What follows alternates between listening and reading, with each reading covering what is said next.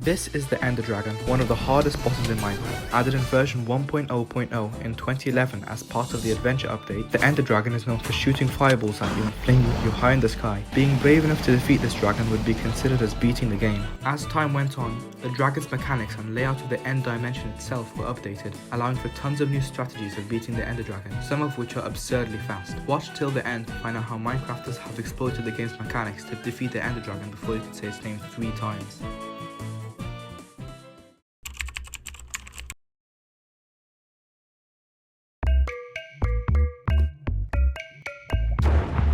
The intended way of defeating the Ender Dragon is as follows. After entering the end, make your way over to the main island from your spawn platform.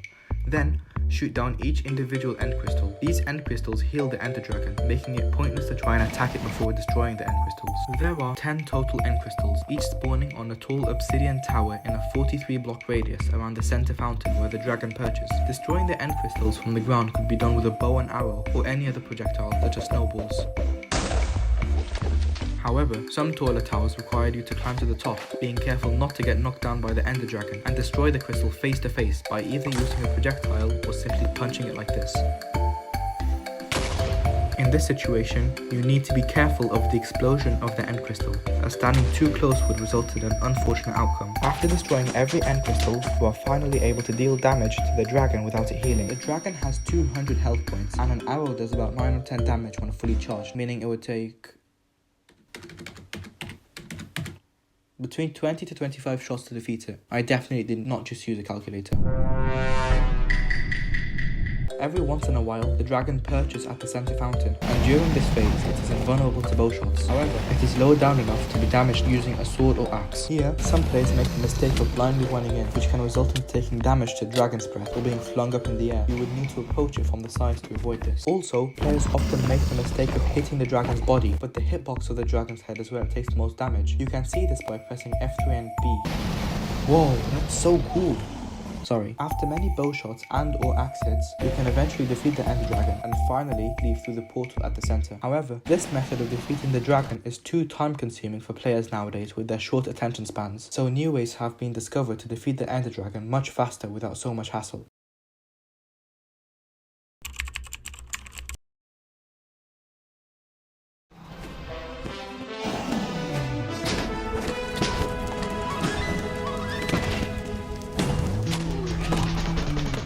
So, you know how when you try to sleep in the nether, you are met with a fun surprise? Well, this is the same case in the end. When trying to sleep in the nether or the end, the bed, well, explodes. This game mechanic can be exploited to intentionally deal damage to other players and mobs. This is what the one cycle uses. The one cycle is a method of defeating the Ender Dragon without the need of destroying the end crystal. Now, I hear you, Bowie, how is this possible if the end crystals are what heal the dragon? And you'd be right. However, by using a very simple setup like this, when the dragon perches, you can blow up beds repeatedly to deal damage to the dragon without getting hurt yourself. The damage can be a lot when done right, and you can deal damage faster than the dragon heals. Using hitboxes, we can time the explosion of each bed with each rotation of the dragon, so we explode the bed exactly when its head is above the bed. The explosion force also deals some knockback to the dragon, pushing it upwards, which I think is hilarious. Like, how can such a massive, fear-inducing, fireball-spitting dragon take knockback? Anyway, this knockback means that the dragon will continue to attempt to perch, meaning you can repeat this a few times and kill the dragon within seconds. No, this takes a lot of practice, and when done right, you can kill it with 4 to 6 beds. Also, this can be done by blowing up respawn anchors by charging them up with glowstone, and it has the same timing as using beds. So, what are the benefits of this method? It's reliable, it's fairly fast, you don't need so many arrows, and it's freaking cool and not too hard to pull off with practice. However, one major drawback is the downtime between setting up the setup,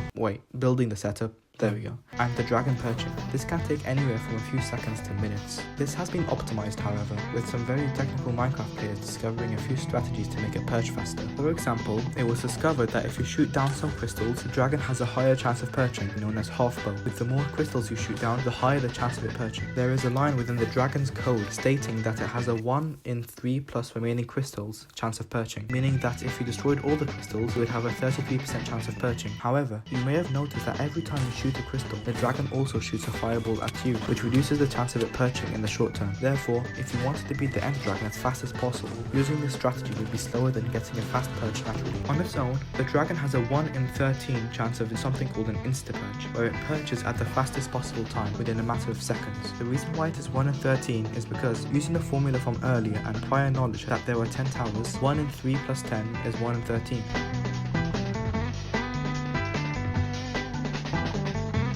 Another optimization found to increase odds of the dragon perching is moving further away from the center fountain. The further you are from the center, the higher the chance of it perching. Overall, the one cycle is fast, cool, and reliable, but not fast enough. We need faster.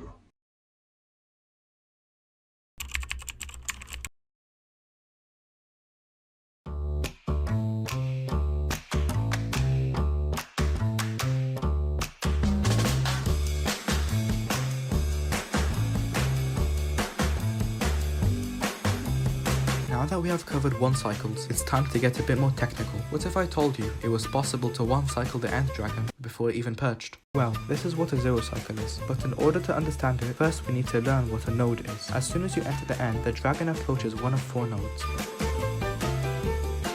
Think of nodes as invisible tracking places for the dragon. The dragon has to go towards one of these 4 nodes. When it does, if we can get there fast enough, we are able to build a setup to essentially one cycle the ender dragon before it perches. However, zero cycling depends on many key factors. For example, which node does it go to? Well, it has a 7 in 8 chance to choose one of the diagonal nodes and a 1 in 8 chance of choosing a front node. When you enter the end, you need to look at where the dragon is headed and go to the node it is heading towards. After throwing an ender pearl to get up, you can build a setup and you can blow it up with beds and respawn ashes. It is the same idea as the one cycle, blowing up beds when the head hitbox is just above the bed. These heights are another key factor in zero cycling, as knowing what height to build a setup at is reflected in how much damage is done.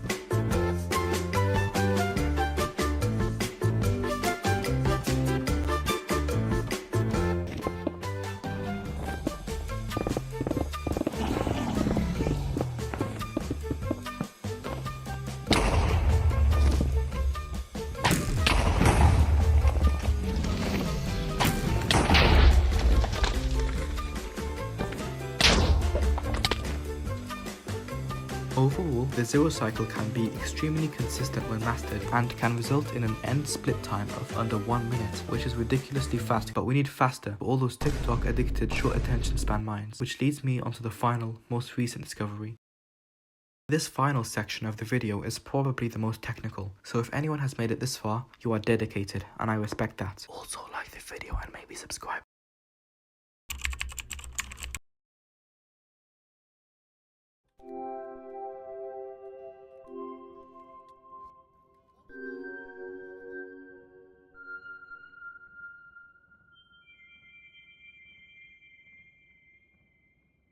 What if I told you it was possible to kill the end dragon in a single bow shot? First of all, let's understand the mechanics of how a bow and arrow works. Many people know that the more you charge back a bow, the more damage it does, but not so many people know why. The arrow has some very interesting mechanics. The damage dealt by the arrow depends on its velocity, so basically the faster the arrow is moving, the more damage it does. So, you know the dragon's hitbox? Well, there is one teeny tiny hitbox called the tickle spot, funny name, where the player gains an exponential amount of server velocity the closer the player gets to it. This specific point deals a lot of knockback to the player when damage is taken. When a player shoots an arrow, the player's server velocity is also applied to the arrow, meaning the player's momentum is transferred to the arrow. Therefore, after you are hit by the dragon, you are able to shoot the dragon in the tickle spot, and the arrow gains a lot of server velocity from the player and travels really fast. And as the faster the arrow travels, the more damage it does. We have basically created a super arrow. I hope that all made sense. Here are some of the requirements to successfully pull off the one shot. You need to shoot the arrow within 1 tick or 1/20th of a second to hit the specific part of the dragon. Your position needs to be within 1/50th of a block. Your position needs to be at an optimal angle for the arrow. You need to do all of this blindly without seeing, as you are inside the dragon when you shoot it. You need to get lucky, and by lucky, I mean less than 3% of the time due to inconsistent dragon flight paths. As you can probably see, this is barely humanly possible, and therefore tool-assisted speedruns, or TASes, were made, some of which kill the dragon within 3 seconds of entering the end. The most amazing part of this is that players are now able to casually pull it off in actual speedruns using a precise setup and abuse of the game's pause mechanics.